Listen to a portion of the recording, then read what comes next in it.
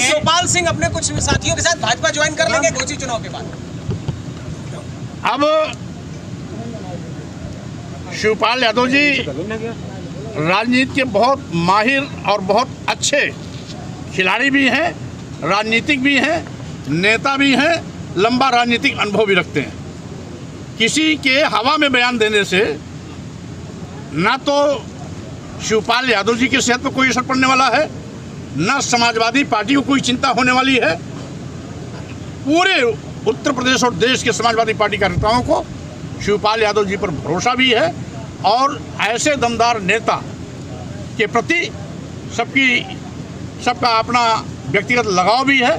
तो स्वाभाविक रूप से वो समाजवादी पार्टी के बहुत ही कद्दावर बड़े नेता हैं, उनके विषय में इस प्रकार का हल्का बयान देना हम समझते हैं घटिया मानसिकता के लोगों की दिल की उपज है। घोसी चुनाव को आप कैसे देख रहे हैं, क्योंकि उसका परिणाम बहुत जल्द चुनाव होने वाला है? देखिए, पहले भी समाजवादी पार्टी ने वहाँ विजय परचम लहराया था, उपचुनाव में भी समाजवादी पार्टी वहाँ जीत हासिल करेगी। अमित शाह ने कहा है कि इंडिया जो बना है वो सनातन गठबंधन सनातन धर्म के विपक्ष में है, विरोध में है।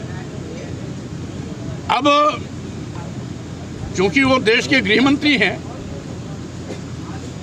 इसलिए कोई आवश्यक नहीं कि जो कुछ भी बोले वही सही है। और अगर उन्होंने एनडीए गठबंधन बनाया था, किससे पूछी बनाया था? विपक्षी पार्टियों ने अगर इंडिया गठबंधन बनाया है तो क्या माननीय गृह मंत्री भारत सरकार की उस पर मुहर लगानी जरूरी है क्या भाजपा से पूछ के हम अपना गठबंधन बनाएंगे क्या? भाजपा हमारी सलाहकार नहीं है और भाजपा के सलाह पर हम अपना कोई राजनीतिक फैसला नहीं करते हैं। सारी विपक्षी पार्टियों की आम सहमति से इंडिया गठबंधन बना है और जब से इंडिया गठबंधन बना है तब से भाजपा की हवा खराब है। आज हताशा निराशा के दौर से गुजर रहे हैं और यही कारण है कि हताशा निराशा की शिकार भाजपा इस प्रकार की अनाप शनाप बयानबाजी कर रही है और तरह तरह के तंज इंडिया तथा विपक्षी पार्टियों पर लगा रहे हैं। वो जितना तंज कसेंगे, जितना इंडिया के खिलाफ बोलेंगे, इंडिया गुणात्मक ढंग से और मजबूती के साथ भाजपा का सुपड़ा साफ करने के लिए आगे बढ़ेगी। क्या लग रहा है 2024 में इंडिया कहां पर खड़ा देख रहे हैं आप?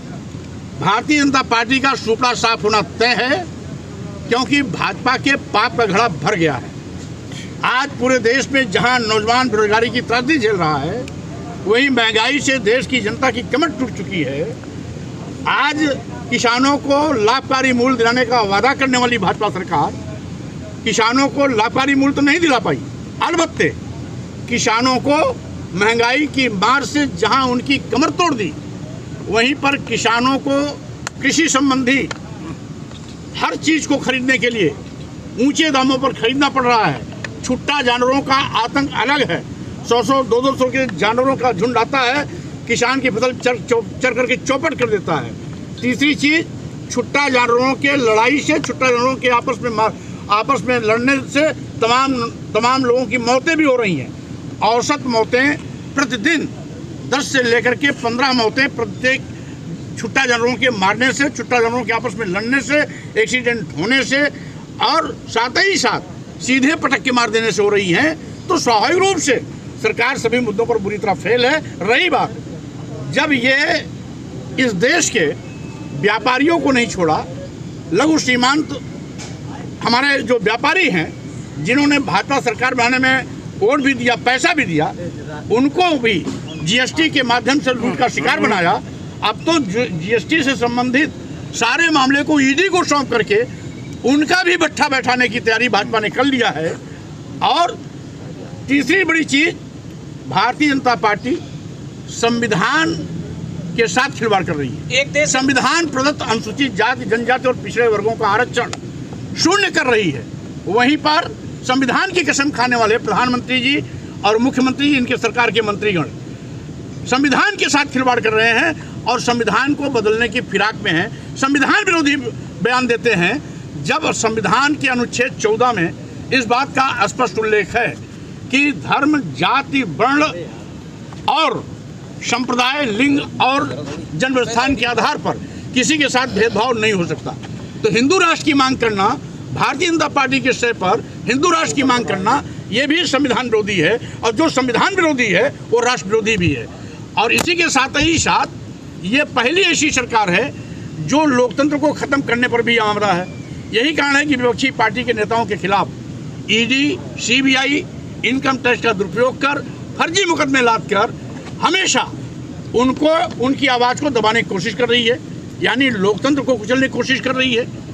और जो सबसे बड़ी चीज़ जो कभी नहीं हुआ था, सरकारी विभागों, सरकारी संस्थानों, सरकारी प्रतिष्ठानों को बेचने का भी पाप भाजपा सरकार कर रही है। इसलिए 2024 के चुनाव में भाजपा की विदाई होना आवश्यक है, क्योंकि अगर देश बचाना है, लोकतंत्र बचाना है, संविधान बचाना है, तो 2024 में भाजपा